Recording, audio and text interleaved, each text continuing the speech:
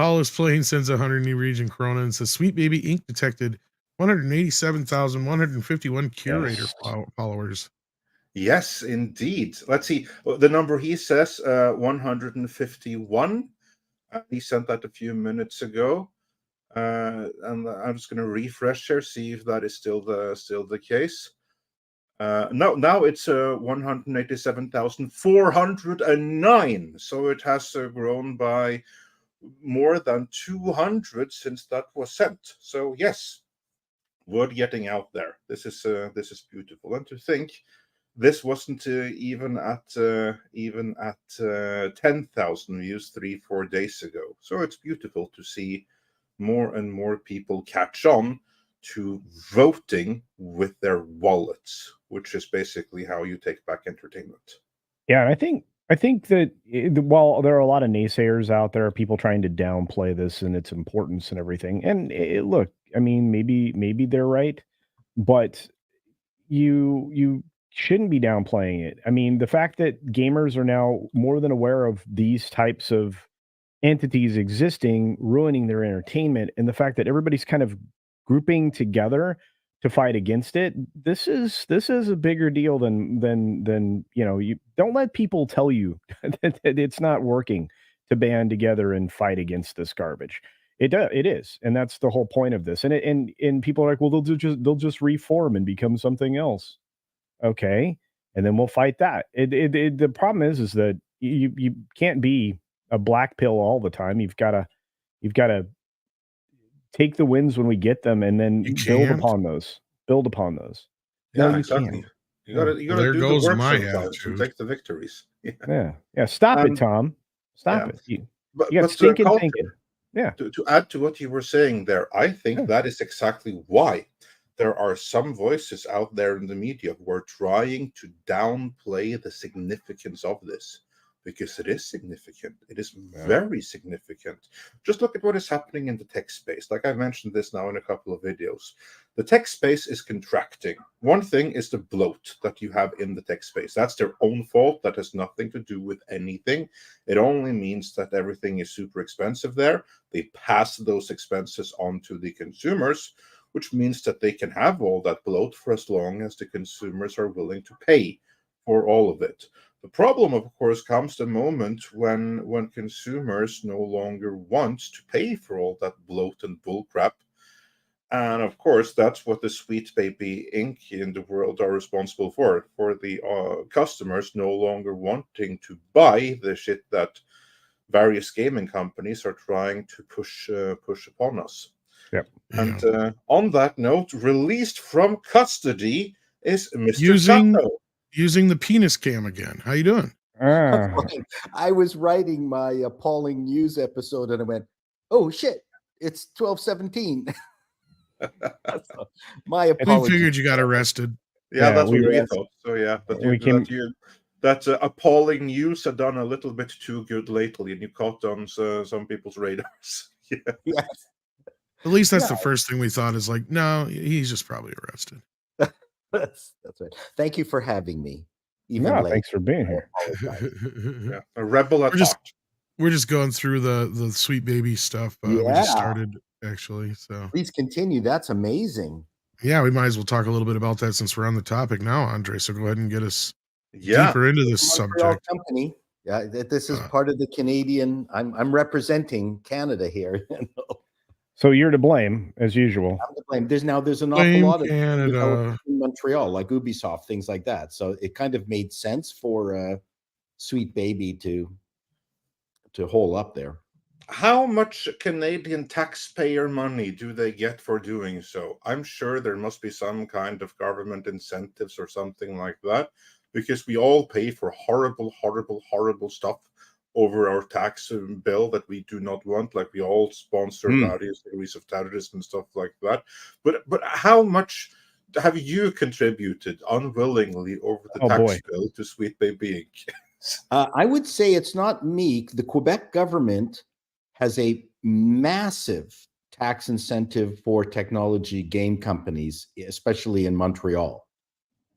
Yeah, there's a terrific ghetto very close to the bagel places that I like. the St. Viator's and Fairmont Bagel, which are the best bagels, by the way.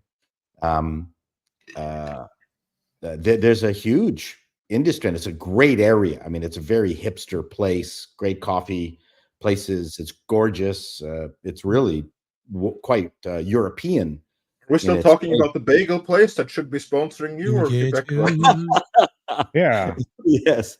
St. Paul Viator's gets all the bagel. greatest bagels when he goes downtown, and he gets them And it it is a technology gulch, a gaming gulch, and again, the Quebec culture is very European, and it does make sense for them to have a shop in there. Now, whether Sweet Baby is also funded from Quebec tax dollars, that I wouldn't be surprised. They'd find some way to finagle that. Oh, I'm sure, because basically it's a pure DEI company. I mean, this is one of the companies that is able to award DEI brownie points. So of course there's going to be like some kind of like straws going into various government taxpayer money there, one way or the other. Because one thing you have like the Quebec incentives just to set up a gaming company there, so they're definitely on the hook for that, and then I'm sure there's plenty of other diversity programs they're on the hook for as well, or that they that I don't know. My sense is that the Quebecers are quite hostile to DEI as a population, but I don't know how it affects. Well, I think most populations are. The more they learn about it, the more they're naturally going to be. Oh, for sure. Yeah, I'm naturally hostile towards Canadians, so I understand. Yeah, and in the case of Sweet Baby Inc., it gives the song "Blame Canada" a whole new meaning. It does. But to be fair, though, to Canadians and the Quebecans or Quebecoians or Quebecers, eh? Yeah, everywhere. If it wasn't there, it would have been somewhere else. True. And indeed, there are many other companies. This is the one that's getting the attention. This is the one that's in the headlines right now. But they're not the only company doing what they do. And this is what people also just need to keep in mind. There are so many others doing the exact same thing, but exposing one, then now we kind of like have the standard. Now all the others, we have a shorthand for them. Sweet Baby. It's the next Sweet Baby. And then people will instantly know what the company is all about. And that Park Place, they did a great reporting. Of course, they always do great reporting. I mean, John F. Trent is one of the greatest reporters who are working in the entertainment field this day. And they did another scoop yesterday, where they had dug through some older presentations and stuff. Tom, I'm putting the story in the private chat, where the CEO of Sweet Baby had words for white video game players, the customers specifically. If you can get that up on screen. Basically, what she was saying, and this is something that she said in a conference, so on video, there's no denying that she said this. Fighting with a cat. Yeah, she was. Wants my yogurt. She was womenizing. Yeah, in that conference. Indeed. And she basically compared white male gamers to picky babies. So essentially 80% of the audience of gamers. Yeah, indeed.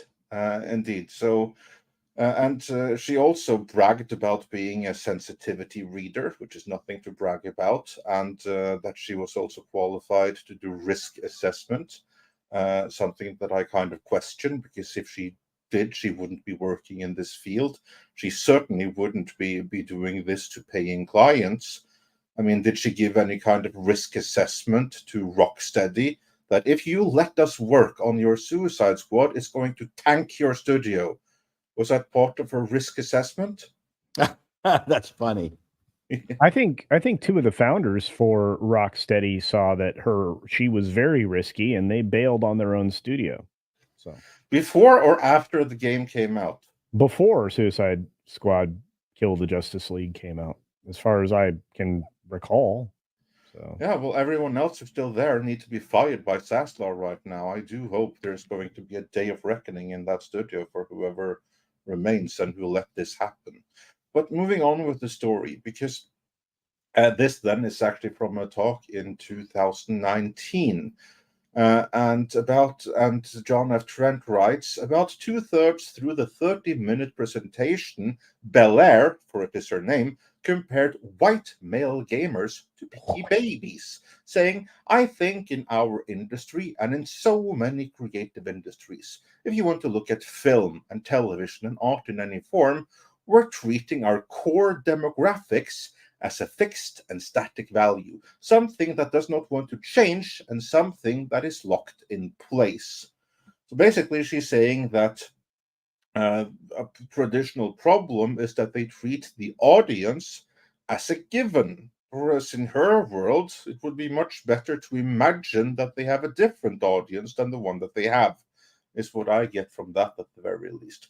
And then she continues. So despite the changing face of audiences, and again, this is something that she imagines. Where's the proof that the audience is changing face somehow? She doesn't offer any. She just states that as some kind of a fact.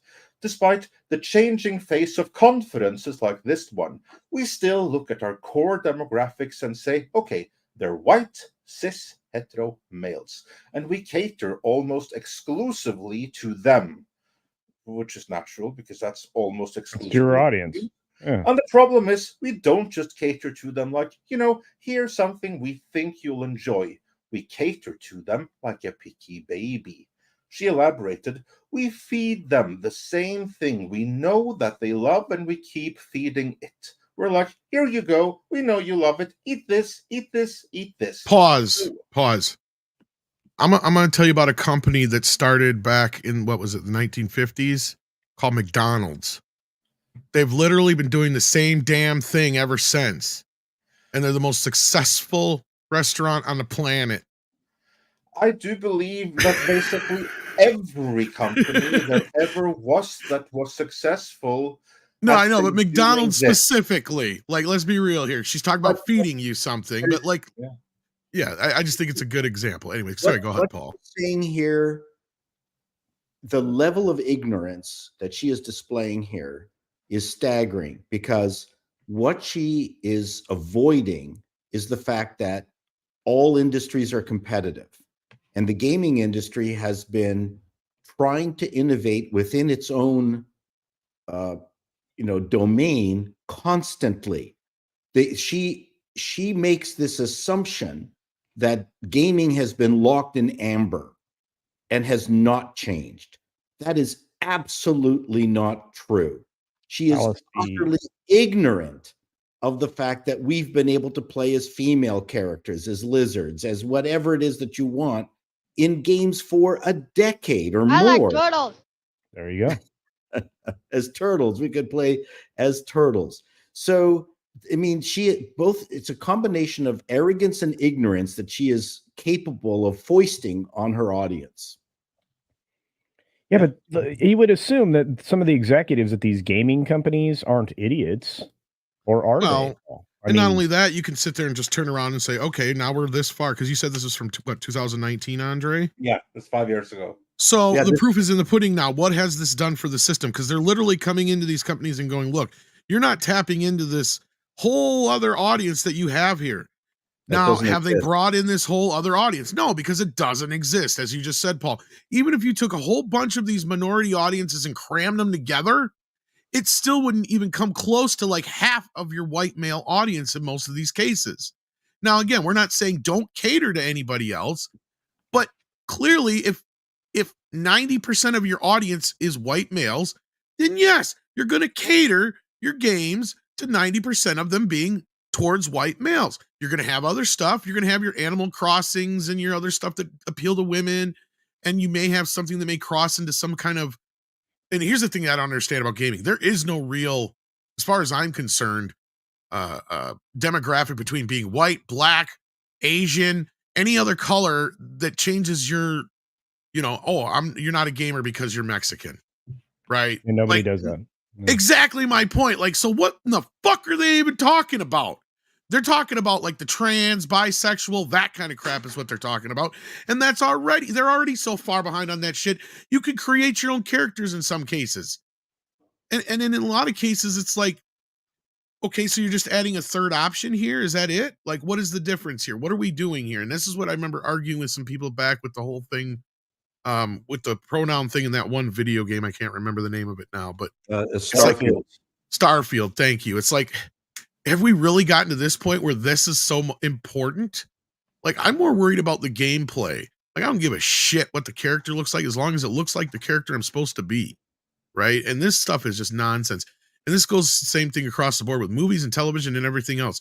You already have enough problems to fucking deal with. I cannot believe Hollywood is inviting this shit in. It's like, no, please bring us more problems to deal with. It already takes a million things to go right and one thing to go wrong for a movie, TV show, or video game to go off the rails. Please give us more shit to have to worry about. And they're inviting it. And that's what I don't understand. Sweet Baby Inc. is just another one of these companies, like any other company, whether it's women in animation, Sweet Baby Inc., any of these other DEI companies we've talked about in the past. All they're doing is just ruining these companies. It's like, have you replaced your audience yet? No, you haven't. In fact, you've lost half the audience you had to begin with, and you replaced it with this small, insignificant bunch of people at best. Yeah, pretty much. Yeah. And as for Tom's awake, sorry. For the video game company, I think that they also just are responding to corporate mandates. Yeah, I agree. That Rocksteady probably were told from Warner, because remember, when was this game started? It wasn't started under Zaslav. It was started under Zaslav's predecessor. And I'm blanking on her name now. Help me out. Sarnoff? Oh, Sarnoff. Thank you. On Sarnoff. The Kathleen Kennedy of Warner. And she would love this. Predecessor. Yeah, she would love this. And she was all about this. And remember, she was the one that was bringing about the DCU before Zaslav stopped it. So I'm sure that she would have given a bunch of DEI directives and stuff like that, which probably meant that Rocksteady had to hire a company like Sweet Baby Inc., if not Sweet Baby Inc., then another company just like them, to ensure that they meet their DEI quota in gaming. This clip was taken from Midnight's Edge in the Morning, which streams live every Monday, Wednesday and Friday at 9 AM Pacific Time on the Midnight's Edge main channel. There you can send in your live questions and comments before clips and full stream replays are uploaded to Midnight's Edge live archives. We are also on Twitter, Rumble, Odyssey and Facebook, so smash that like, help share, subscribe and join us.